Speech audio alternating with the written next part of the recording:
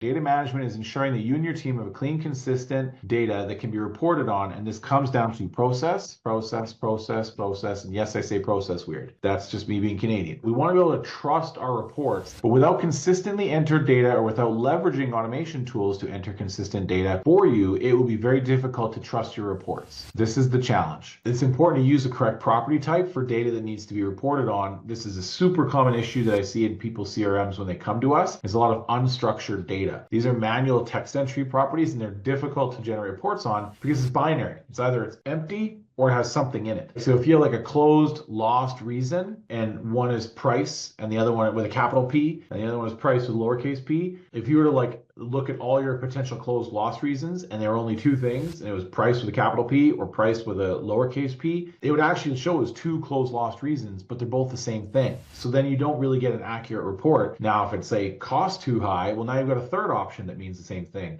Too much is a fourth thing that means the same thing. So open text fields are difficult to report on. We want to have structured data wherever possible. A way to deal with unstructured data, getting it to become structured, is you have no choice. Sometimes you have to collect the data to then structure it. So you would collect the data, then export that data. So you take that out, and now ChatGPT makes it so easy. I feel like an old man walking uphill both ways with paper shoes in a snowstorm, because back in the day we had to do this a way harder way. But now you could just say, export all my deals with two columns, close loss reason and the deal number. And then you take that and you shove it into ChatGPT and you say, hey, I have a column that has a bunch of closed loss reasons we lost deals. Can you break that into, and this is MECE. You want to remember this, MECE, M-E-C-E, MECE, mutually exclusive, collectively exhaustive. This was like opening up the Jurassic Park doors to a new world for me when I learned MECE. MECE means mutually exclusive. So that means that each one of these things is different than another. A cat and a dog,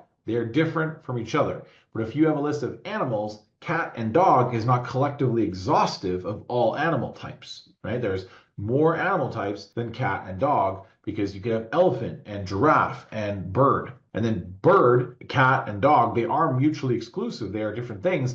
But if you have dog and cocker spaniel, those are not mutually exclusive, because if it's an animal type, cocker spaniel is a type of dog. When you tell ChatGPT, please look at this list of closed loss reasons and try to provide me with a set of mutually exclusive and collectively exhaustive options that could combine these. So price, too much, cost, and lowercase p price, those are four things that mean the same thing. Those are not mutually exclusive, but together, if you said price, they would be collectively exhaustive of those four things. If it's an external system, it's not reportable. So you always want to get your data into your CRM if it has to do with your customer or the process. So this is why it's harder to work with systems like Arrive and integrate them elegantly, because when we create a new user in Arrive and create a new user in HubSpot, HubSpot has to know who that user is in Arrive, so that when Arrive completes a task, it sends the outside sales back. But a user in Arrive